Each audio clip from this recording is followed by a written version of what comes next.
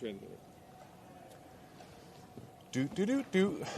little closer to you? Yeah, get close. Let's get comfy. Hey, I like my boots. Jackson, no, you got a good fit on today. Yesterday was a little ridiculous. I might show everyone the picture on the rapid reaction that I took yesterday. We don't need to talk about that, but we do need to talk about Kentucky's. Sorry, we're live. Butt kicking once again. Hey, shout out to our friends at Friends of Coal. Yes. For keeping the lights on for us always. It's very light in here, and I don't know if they're running coal. A little too bright for Kentucky, you might say. Yeah, but shout out to our Friends of Coal for all they do. Friends of Coal is dedicated to informing and educating Kentucky citizens about the coal industry and its vital role in the state's future. Head to friendsofcoalkentucky.org to learn more. Kentucky, once again, against name brand competition, falls 89-74 down here. Kentucky now 0-4 against Nate Oats under Mark Pope.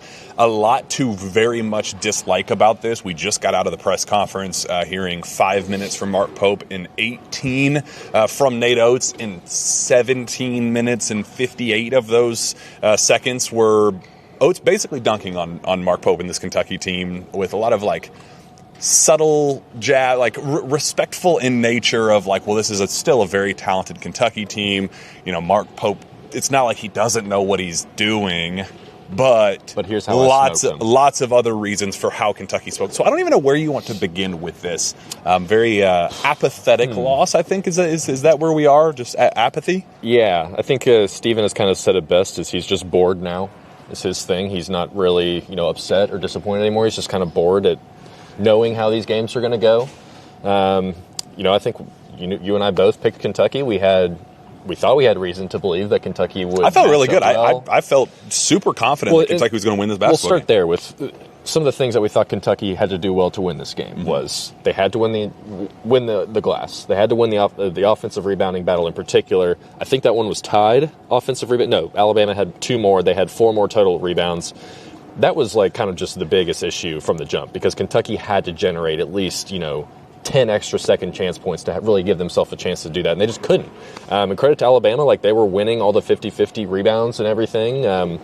Jaden Quaintance was literally getting out-rebounded by Noah Williamson. We'll talk about JQ more in the rapid reaction, but he was just... It looked like there were moments where you're like, okay, this kid is still the best defensive player on the floor. There are other times where Noah Williamson had 5 made field goals in this game. He had 4 in his previous 13 games combined all season. He came out here and he looked like he was Wilt Chamberlain playing against Kentucky. He has one move in his bag, and it's a pump fake. And boy, he was busting it out every other time down the floor. He was bringing out his bag work. He also had that little fancy baseline up fake, baseline dribble. If he gets that shoulder in the air, excuse me, half where of did Kentucky's you come roster, from? even guys on the bench, were jumping up and trying to block it. So that alone was an issue. And then the 3-point shooting. I think one of the main things I said coming in is you want Alabama to make 9 threes. You want them to go 9 for 30 instead of 14 for 30. They go 15 of 38. So that alone there is that's a recipe for disaster. And how they got their threes was not necessarily difficult either. I think that's the main thing, is whether it was just, and Pope even kind of admitted there was poor defensive miscommunication down the stretch on defense, or not even down the stretch, just for most of the game there were stretches of it. And it wasn't even miscommunication per se. It was just a lack of one ball screen. Okay, then you're lost. Then you're the second guy who got screened is in the paint and he has no idea what he's doing. Or the second or third ball screen, or not even ball screens in particular, just off-ball stuff. Kentucky was getting lost, and it was an issue early, especially in the first 5-10 minutes, and then Kentucky kind of got a little bit better at it as the game went along, and then they would go through moments where they just forgot entirely how to play defense. So those were the 2 main things, is you couldn't let them go off from 3. They did. You had to win the rebounding battle. You didn't. And I think that's pretty much... Those are the 2 main things of why Kentucky lost this game, because they got really good games from Jalen Lowe and Otega Owe. In reality, those 2 didn't, Otega especially, he was worn out towards the end of this game because he was kind of the only guy that felt like he wanted to actually run up and down the floor.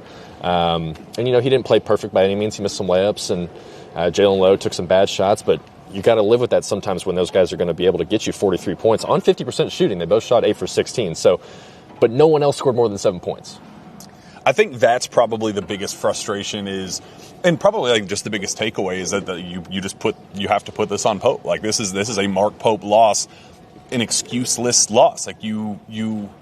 everything up to this point, every loss, every performance had an asterisk or a caveat or a, like, well, they didn't have this guy, or, you know, just Jaden was still working his way back, or whatever the case was. And you just had that moment when you looked at the availability report coming out Friday night, and it was totally blank, completely clear, and you go, well, this is our first time going, you know, a full extended stretch. We saw them full, you know, second half against St. John's. Bellarmine was what it was, players playing up and down minutes. But this was the first game of a full 40-minute affair at total full strength. So you said, okay, well, you know, what is the excuse at this point? We got our little talking to from Rick Pitino after the St. John's game and said, well, obviously this team is so different whenever they're at full strength. I was like, okay, well, now you had... Well, imagine what it would have been if they weren't healthy, too. Everything at your disposal this time around.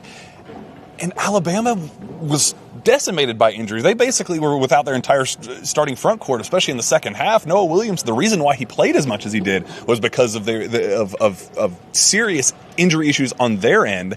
And it was just it never felt competitive. It never felt like Kentucky had a legitimate chance to win. It kind of felt like a repeat of that Louisville game where you just get behind by so much, down 21 points in the first half. And they chip, but you go, well, I mean, you're not going to come back from 21 points. It's not going to happen. This team is not built going 4 for 19 again from 3. This team is not built to score and runs. Again, 74 points against one of the worst power conference defenses in the country.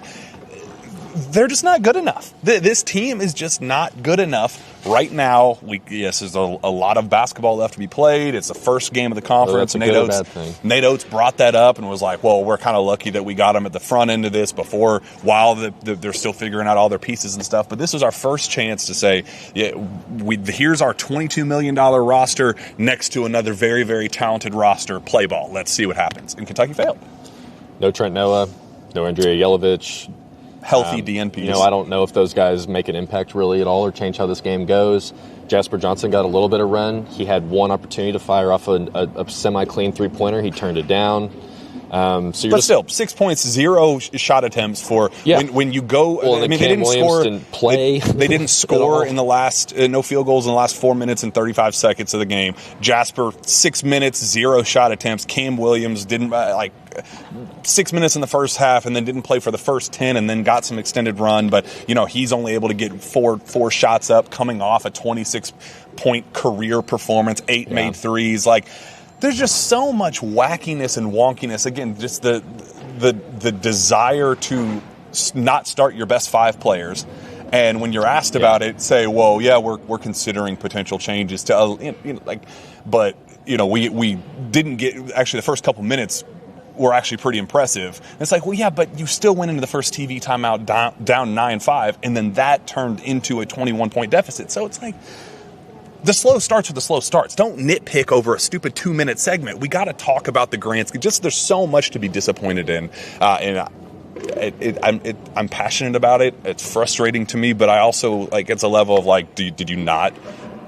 Does it shock you? No, none of this surprised me. The slow starts is, the slow starts were very frustrating, and obviously, you just want to start your best players. I don't understand why he's just not doing that at this point, but. The slow start, I don't think, is the reason that UK got down so quickly in this game.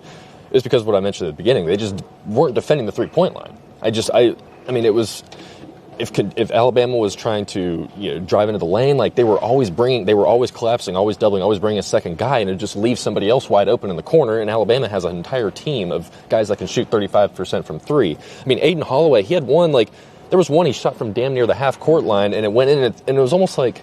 Well, yeah, he's open. They're just and it's also confidence built up because you allowed so many clean looks to start the game. So is it an execution issue or a game plan issue? Well, it's probably both, and that's probably more concerning, I guess, because it's both. But to the Aiden Holloway thing, it's you're not surprised when that shot goes in or that he's even taking that because they've been playing so well, and he's a good shooter. If you're Kentucky, you just get up on him. Don't let him shoot. I don't care.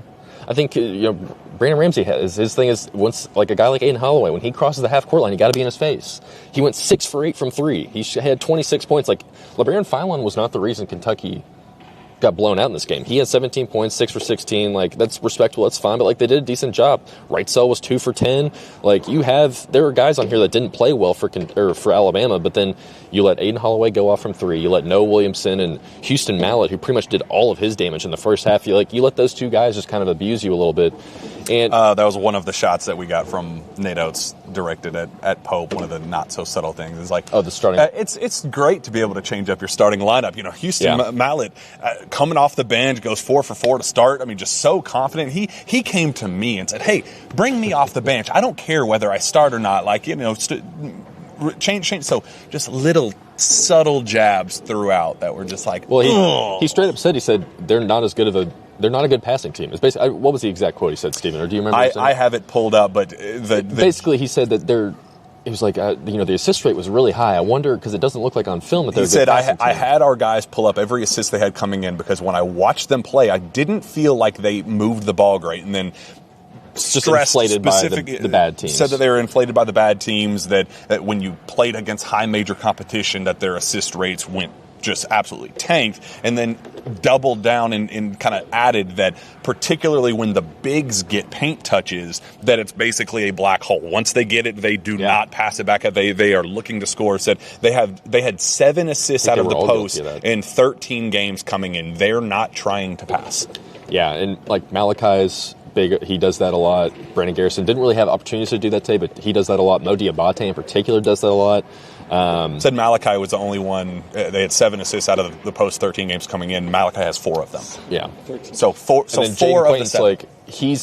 Like, I think there's a lot of fun space for, like, because Kentucky won the second half. I mean, it was 40-39, but, like, you know, they were down, whatever. Like, you can chalk that up however you want, but, like, Kentucky was getting good offense in the second half. Like, the Jaden Quaintance, Jalen Lowe pick and roll is fun. Like, they can score points out of that, like, pretty easily. And, like, they still haven't figured out how to feed the ball to JQ yet as well.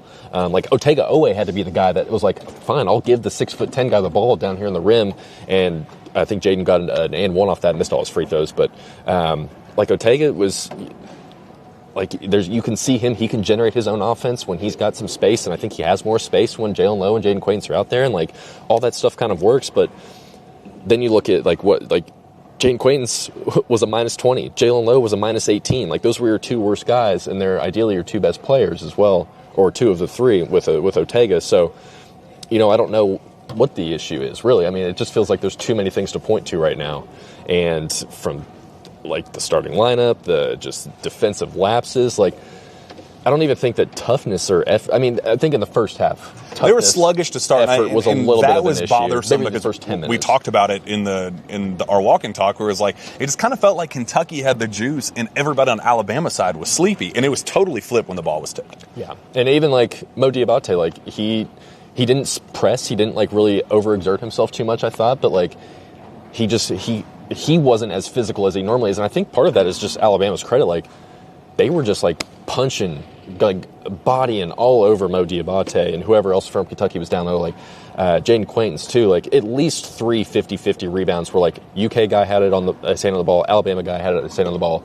All 3 of them went to Alabama. There's probably more than that, but so, like, there were instances where lack of effort and toughness appeared to be creeping in, but, like, the second half, I don't think that was the issue. I mean, they still shot 2 for 10 from 3 in the second half, but they were able to generate some offense, and it's just when you get in these holes so quickly, man, it's just it's almost impossible when a team like Alabama is shooting 38 threes in a game. That's why, like, I expected, had they executed the game plan that it should have been, Kentucky had every reason to win the game. But then when you watch it unfold, it was like, yeah, they have no chance. There is a 0% chance that they're able to pull this off. And then you factor in, like, the effort and, you know, Oats was just talking in a press conference last week. That was one of the bigger talking points about this team's toughness and effort and passion and those things. He coached it into him. He did. And you know, it even talked, the Mo Diabate quote actually came for when Oats was asked, like, hey, how do you coach toughness? How do you coach intensity? He said, well, you recruit a guy like Mo Diabate, and we don't have that guy. He said, you can usually take a guy from a 2 to a 4 or a 4 to a 6, but he said, you're not making a soft guy tough. He was like, that just doesn't exist. And he was like, so we're trying to pull and figure out ways to be able to grow, at least in you know, linearly. But so they won in all of those facets as well. So it was the execution of them making shots and winning the rebounding battle and all that stuff. But it was also just like they had the want to that Kentucky did not, and that's really bothersome going into 2026 after we thought we kind of turned the corner, ending 2025. Well, I think there's also there's just a weird situation with Colin Chandler and Denzel Aberdeen where just neither of those guys are really doing much of anything. They're not giving you anything. They don't really. They can't help facilitate the offense. They're not plus defenders. Denzel himself, he was 1 for 7. He had 27 minutes. I don't get how he should have 27 minutes and Cam Williams should have 16 when I would just rather have Cam out there shooting the ball, and he actually is long enough to play solid, good defense.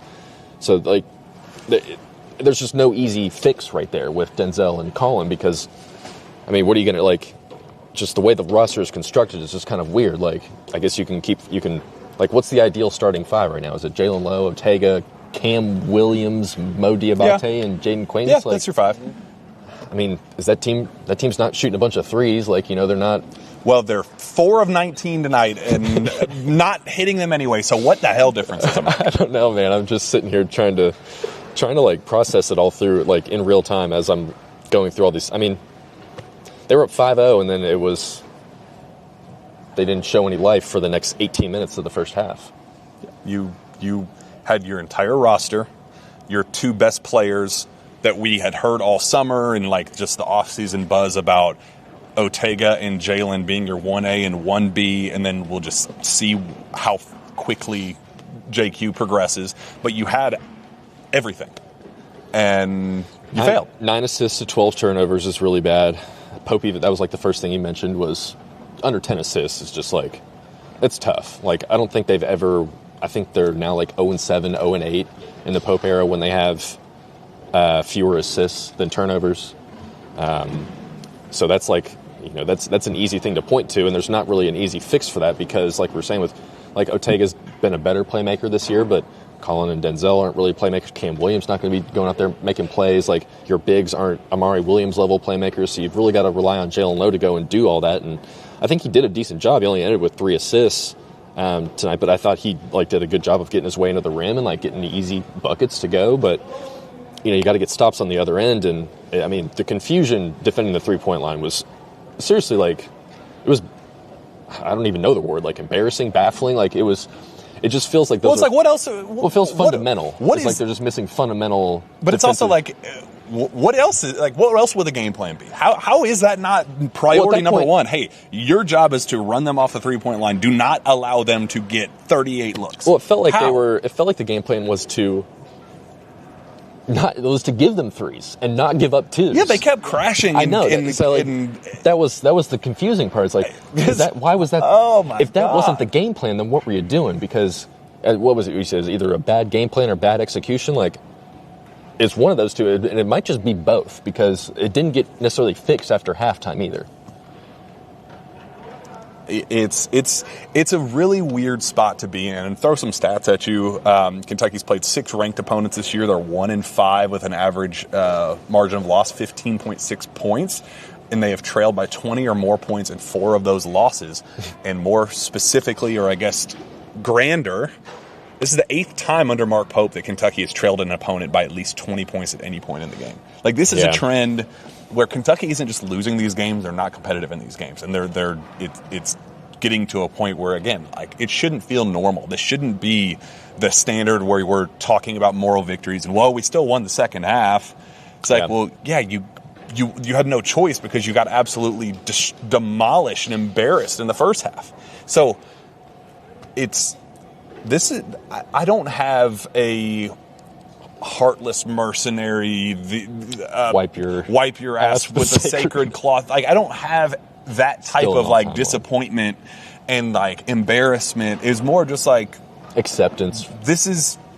We all know what the current state of Kentucky basketball looks like. Well, you mentioned off the top, there's still 17 games left this season. That's a lot of games. That's a lot of basketball. You're a game and a half into having your full roster. So if I can try to find a way to pump some sunshine, that's where I would start. That's good. I would say, okay, you've got reasonably the second half. You saw some semblance of a efficient offense with Jalen Lowe and Ortega and Jaden Quaintance out there together. But there just has to be more of it. It has to be more consistent. You have to play those guys. First of all, like, Jaden Quaid's ended up playing 24 minutes. Jalen Lowe ended up playing 27 minutes. But, like, those guys just might have to be over 30. Like, Ortega was at 36 minutes. You might just have to play your top 6 players 30 minutes every single night and just, like, I mean... No, that's if Jalen Go gets hurt, then I guess he gets hurt, man. But, like, the kid has made the decision that he wants to play. He wants to keep doing this. So, like, let's not hamstring him. And to his credit, he played a ton of minutes. Alabama was actively trying to destroy this kid's shoulder. It felt like in the first half they were going and he survived. He played through it. So you gotta play your best players. You gotta play him a ton of minutes. We gotta shrink this rotation. And it's clear that Jaden's still, like, he just doesn't know what he's doing offensively yet. I mean, I think we all knew that when we saw him play against St. He's pressing a little bit too. Like, we saw that at the very end. He kind of got his frustration let out. He kind of did the double crossover move and went in and tried to dunk it on somebody. Said, like, we want to see more of that. We had wished, but you can kind of see that some of it is just like, in the flow of the offense. If he's not doing a pick and roll with Jalen Lowe, it doesn't feel like he really knows where he's supposed to be yet. And, like, that's another thing that you can be semi-optimistic about is, like, okay, eventually he's going to figure it out because he's obviously a smart guy, really smart player. So, and his defense is not, it's like the defense is not the issue. Like, he got beat on a couple of 50-50 balls and, like, Noah Williamson out-physicaled a couple times, which is a little bit concerning for sure. But it's not something that I expect to happen in the next 17 games of the season. So you just got to shorten the rotation. You got to play your best players. And God, you just got to hope that you don't get into these early holes. And if you can be within 5 points throughout an entire game, Kentucky's going to have it. I mean, obviously they're going to have a chance to win if they're within 5 points. But, like, you just feel more confident that they can come back from those type of smaller deficits. But when it gets to 10 plus, you immediately think, okay, this is over with. But what has Pope shown to suggest that he's? I guess that's that we're not thing. going. I mean, we've seen 8 20-point deficits. Yeah. In his very short tenure here. Well, last season when they were overcoming those deficits, they had shooters to help them get back into those games and actually win. Whereas now you're having to rely on 2-pointers and, you know, trying to get to the foul line, while also not defending the 3-point line or knowing what you're doing on defense. And I mean, Alabama's one of the better offensive teams they'll play all season long, if not the best offensive team they'll play all season long. So, but also pretty horrible on the defensive side. Yes, a terrible defensive team. They still only scored 74 points. Yes. And only scored 34 points in the first half. Yeah. Yeah, Steven's chuckling in the back there. I would have, if we had lost this game 95-91, I would have said, yeah, you know, they'll get there, but it's like, it's only going to get worse for opposing defenses. Yeah. Yes, we're not going to play a team as impressive on the offensive end, but dude, I don't know. I don't know. It's tough. I mean, there's a lot of basketball left. I mean, like I said, whether that's a good thing or a bad thing, like, there's a lot of basketball left, and if you're going to want to continue to root on this team, you just have to hope that all this stuff gets fixed and that Pope kind of wises up and realizes, okay, I just gotta suck it up. Like, Jasper Johnson, Brandon Garrison, Trent Noah, Yelovich, like, you guys just aren't playing anymore. I'm sorry. You're just not. Like, if they need to come in for spot minutes, did I say Jasper in that? When I was, and, like, I'm also like, I feel like Jasper needs to play because eventually something's going to happen with Jalen Lowe's shoulder. So there is, like, that paradox of, okay, if Jasper, you're not going to shoot out there, man, like, you're just killing yourself because Kentucky needs you out there. Like, Pope needs you out there to actually, like, learn and play and do stuff. But, like, if you're going to go out there and turn down your only 3-point look in 6 minutes, like, I don't blame Pope for not playing him and, like, trying to force feed him minutes. Even though I think that's something that that's probably what Pope wants to do. He probably wants to feed Jasper Johnson more minutes. But if the kid's not going to go out there and shoot, then it's just hard to do. So it's also a rhythm thing. It's also like he didn't play at all for so long. Dude, I don't know. I genuinely don't know. I don't know. I don't have the answers, and it's very clear that this Kentucky team does not have them right now. But oh well, we are fully understanding of where we are with this team and this basketball program. Yeah. And the only thing we can do is hope that it gets better down the stretch with 17 more games to go. But we know that Parlor Pizza will never fail us, and we do have to give a Parlor Pizza player of the game. As much as we love Parlor, like, it's hard to single out in such an ugly loss, but I feel like you have two options, probably. Ortega or Jalen Lowe played solid games. Who would you... I'm going to say you pick one, I'll pick the other. I would give it to Ortega just because I felt like he gave the most effort in this game out of any of the guys at Kentucky. You know, there were some lapses on defense, especially off ball. It felt like where he was getting caught maybe early on, but you know, he was fighting. He was trying hard. He was trying to get to the basket. He trying to do what he could to will his team to get some points. So I did like that, but you know, you're kind of just you're picking something because you're asking me to pick it at this point. You know. No, yeah, it just stinks. Jalen Lowe will be mine, 21 points, 8 of 16 shooting, 4 or 5 at the line, 3 rebounds, 2 assists. Yeah, it just a difference maker, a very obvious, like the pace changes, the spacing changes, everything that we thought about this team. It's more believable when Jalen Lowe is on the floor, and you know there were times that he was just kind of doing his own thing and getting paint touches at will and baskets around the rim at will, and that, you know, hopefully we see a whole lot more of that. Hopefully we see him continue to stay healthy. I appreciate that he was able to fight through and play 27 minutes, and we got to see kind of the, you know, star version of Jalen Lowe. But hopefully we get to see a lot more of that with everybody else figuring themselves out, because we didn't get enough. Literally anyone outside of Ortega and Jalen. So it's frustrating, but shout out to Parlor Pizza, who will never be frustrating. They're always just excellent at what they do, and is the best pizza makers in the business. So it's a sad, going to be a long drive home, and I'm not looking forward to it in the slightest, but hey, there's a long season to go, and hopefully things get better. Go Cats. Go Cats.